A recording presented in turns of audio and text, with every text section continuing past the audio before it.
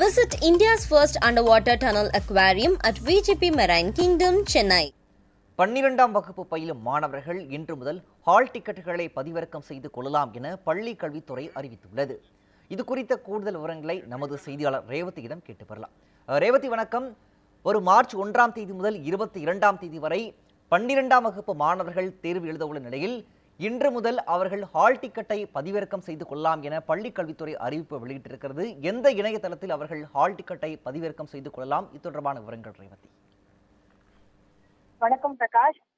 தமிழக பாடத்திட்டத்தில் பயிலக்கூடிய 10, 11 மற்றும் 12ஆம் வகுப்பு மாணவர்களுக்கு விரைவில் பொதுத் தேர்வு நடைபெற இருக்கிறது. குறிப்பாக 12ஆம் வகுப்பு பயிலும் மாணவர்களுக்காக மார்ச் 1ஆம் தேதி முதல் 22ஆம் தேதி வரையிலும், அதேபோல் 11ஆம் வகுப்பிற்கு மார்ச் 4ஆம் தேதி முதல் 25ஆம் தேதி வரையிலும், 10ஆம் வகுப்பு மாணவர்களுக்கு மார்ச் 26ஆம் தேதி முதல் ஏப்ரல் 8ஆம் தேதி வரையிலும் பொதுத் தேர்வு நடைபெற இருக்கிறது. இவர்களுக்கான செய்முறை தேர்வுகள் இந்த மாத இறுதிக்குள் நடத்தி முடித்திட வேண்டும் என்று தெரிவிக்கப்பட்டிருக்கிற நிலையில் அவர்களுக்கான செய்முறை தேர்வுகளும் தொடர்ச்சியாக நடைபெற்று வருகின்றன.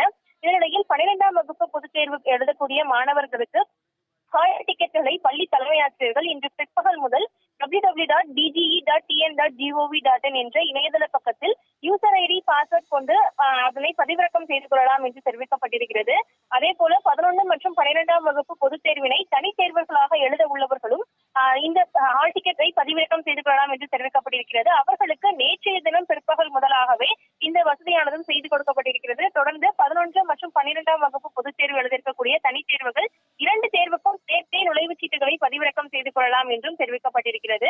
தொடர்ந்து இந்த செய்முறை தேர்வுகள் நடைபெற்று வரக்கூடிய நிலையில் அரசு தேர்வுகள் துறை இயக்ககம் இந்த அறிவிப்பினை வெளியிட்டிருக்கிறது. பிரகாஷ், விவரங்களை வழங்கியமைக்கு நன்றி ரேவதி.